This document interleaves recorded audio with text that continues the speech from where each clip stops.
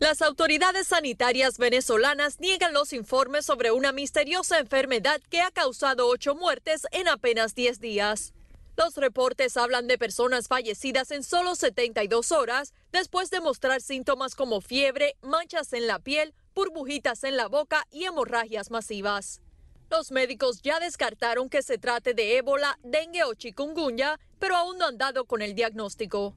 El gobierno de Nicolás Maduro asegura que se trata de una campaña de desinformación y terrorismo. Bueno, ahí tenían el informe. De hecho, existe la enfermedad. Desafortunadamente hay muertos. Vamos a analizarla. Tengo conmigo aquí en el estudio como invitado esta noche al doctor. Él es médico venezolano, José Antonio Cisneros. Bienvenido, doctor. Gracias por estar aquí. Y también vamos a darle las buenas noches al especialista en análisis económicos y finanzas, Jesús Cacique. Él nos acompaña, está en Venezuela. Muchísimas gracias, Jesús. Buenas noches, cordiales saludos, gracias por la invitación. Al contrario, quiero comenzar, para empezar quiero ponerles exactamente las declaraciones, no lo que digo yo, no lo que dice un cable, no. ¿Qué fue lo que dijo precisamente Diosdado Cabello? Mortal epidemia se sale de control. Hospital Central de Maracay confirma 8 muertos. Aquí está. Ahora, eso tiene nombre y apellido, ¿de dónde salió? Un señor que se llama Ángel Sarmiento, que es el presidente del Colegio de Médicos del Estado de Aragua. Hemos hablado con el gobernador Tarek Aizami que solicite ante la Fiscalía y los organismos competentes una investigación que vaya hasta el fondo, porque esta noticia está generando todavía en la población una alarma. Es una noticia total y absolutamente terrorista. Este señor Ángel Sarmiento, que fue el primero que salió con la noticia. Pero una investigación profunda, los responsables, la mano de la justicia va a llegar. Doctor Sarmiento pasó de médico a terrorista, y eso lo acaba de decir el señor Cabello, algo realmente alarmante, ¿no? Que además una personalidad política en un país se dedique a acusar en televisión nacional a una persona de esa forma. Sobre todo porque lo que ha hecho es su labor, es decir, alertar a la población de que ha acontecido un hecho médico atípico, porque no se mueren en 24 horas 8 personas, 4 niños y 4 adultos, de una fiebre hemorrágica súbita de origen desconocido, proveniendo de 2 ciudades diferentes, o sea que no pareciera haber una correlación, y lo que él hizo es lo que cualquier médico debería hacer, llamar la atención del público en relación a un hecho que está pasando y que puede tener consecuencias, digamos, graves para la población si no se está alerta. Lo que pasa es que el gobierno está bajo una gran presión porque la situación de salud venezolana está muy mal. Hay una ausencia nacional de fármacos y de dotación de equipos médicos. Los servicios públicos no funcionan. Los servicios privados están trabajando al límite, prácticamente ubicando donde sea los medicamentos y los dispositivos que necesitan. Y el gobierno está sumamente sensible. Acontece esto, que en cualquier país normal generaría simplemente una investigación rápida de las autoridades epidemiológicas con alertas a la ciudadanía, porque lo primero que hay que hacer ante una situación de esta es alertar a la ciudadanía, porque si hay un brote de un proceso infeccioso contagioso, hay que evitar que la gente se vaya a esa ciudad o se movilice en esas direcciones. O por lo contrario, lo que ha tratado el gobierno es de minimizar la situación. Exacto, de trivializarla y de acusarla de una cuestión política, pretendiendo hacer creer que estos muertos no existieron, que la enfermedad no existe y que esto es un show mediático de la oposición.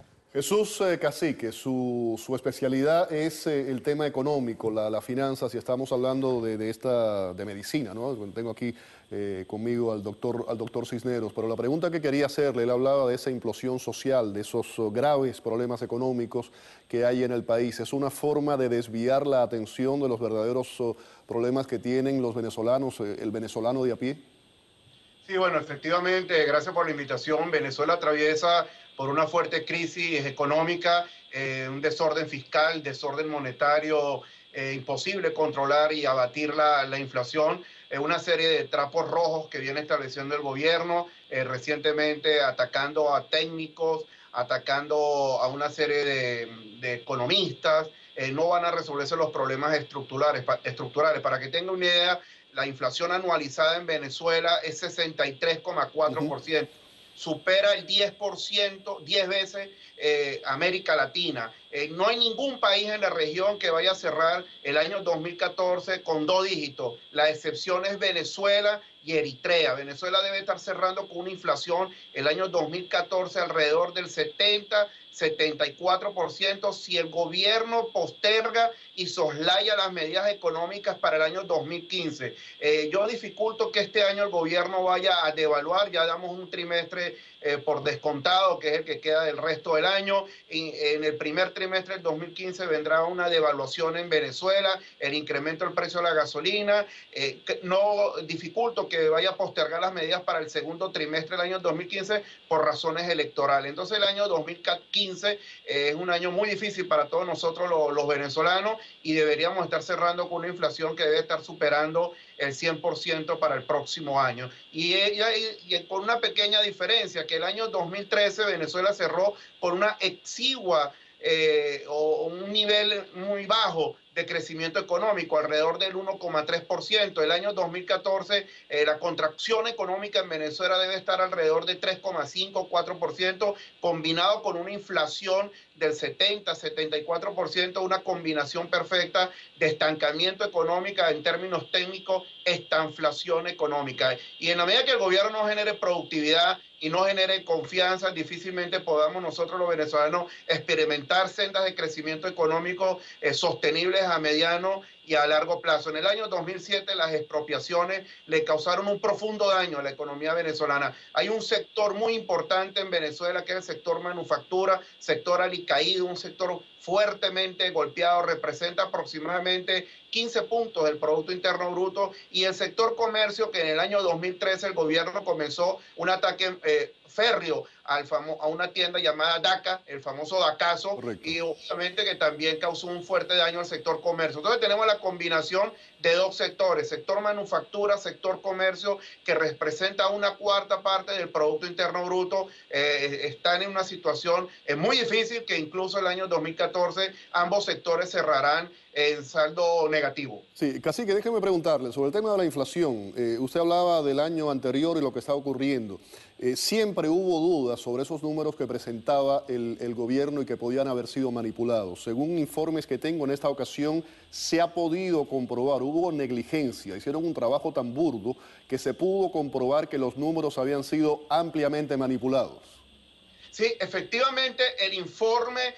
primero que, bueno, no había ocurrido en Venezuela que el Banco Central de Venezuela difundiera la inflación de forma trimestral. Esto es primera vez que ocurre en Venezuela. Difundió las cifras de junio, julio y agosto, con el problema o con una pequeña diferencia, que la nota de prensa no tenía ningún tipo de correlación con las estadísticas del Banco Central de Venezuela. Hubo un error o en la nota de prensa o en las estadísticas. El Banco Central reportó la inflación del mes de junio en 4,4% y las estadísticas indicaban 5,5%. Entonces lo que hizo el Banco Central fue que corrigió las estadísticas, pero no corrigió la nota de prensa. Pero una diferencia de 1 punto o 2 puntos, la diatriba está en que Venezuela va a cerrar, como le acabo de indicar, con la mayor inflación del mundo back to back. El año 2013 56,2%, este año 75% aproximadamente.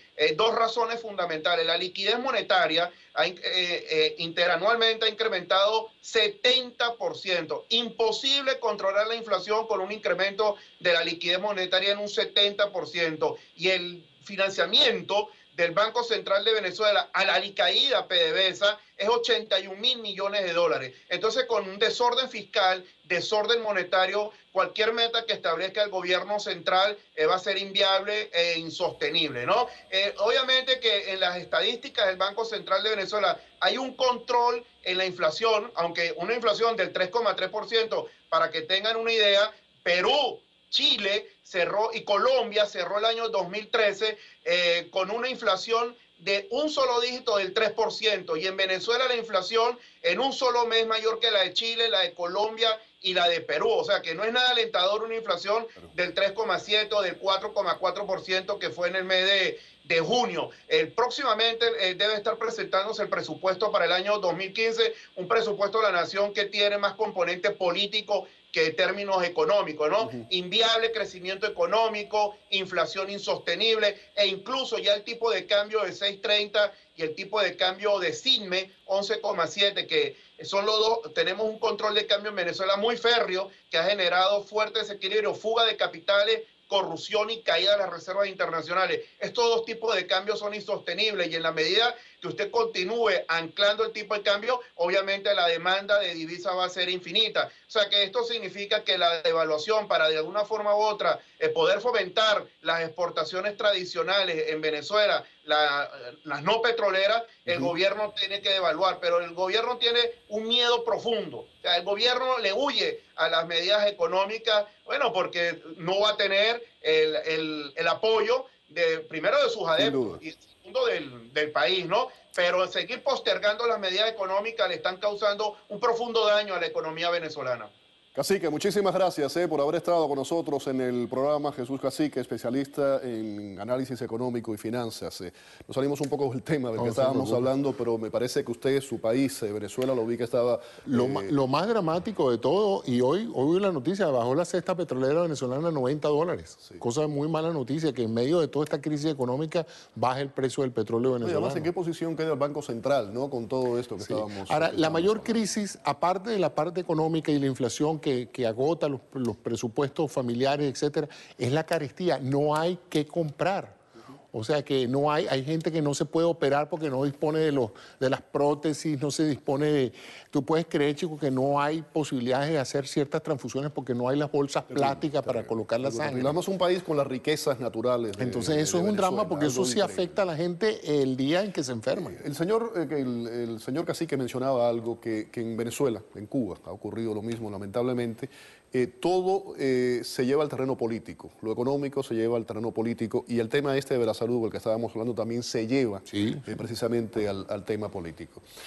Vamos a ponerles a ustedes ahí en pantalla síntomas, más detalles sobre esa enfermedad de la que estábamos hablando. ¿Hay un nombre específico? Estamos hablando no hay, todavía se está manejando lo que se llama un síndrome, un diagnóstico sindromático de un síndrome febril hemorrágico. Es decir, malestar general, fiebre, manchas en la piel. Y empiezas a sangrar por un consumo de la cascada de coagulación y empiezas a tener esas manchas rojizas que son microhemorragias cutáneas, pero por supuesto también está pasando las hemorragias internas, es un proceso externas, muy grave, muy agudo, que coloca al paciente en horas en shock, en estado de shock, y que no se puede tratar. Bueno, se está tratando masivamente con antibióticos de amplio espectro, pero obviamente todavía no se ha precisado desde el punto de vista de diagnóstico preciso el agente causante de este cuadro infeccioso.